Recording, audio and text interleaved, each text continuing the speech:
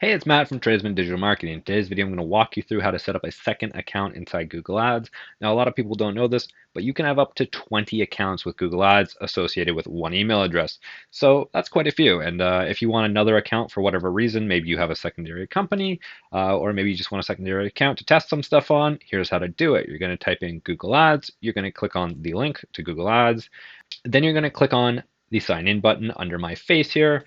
And then it's going to pop up all of the accounts associated with this email address. Now you can see we have four here.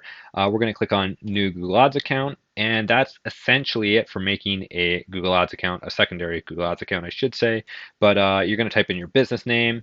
What we like to do for if we're just setting up a secondary account, we just switch to expert mode. And this is if we don't want to set up anything inside the account, we just want to leave it blank. We go to expert mode. We come down to create an account without a campaign.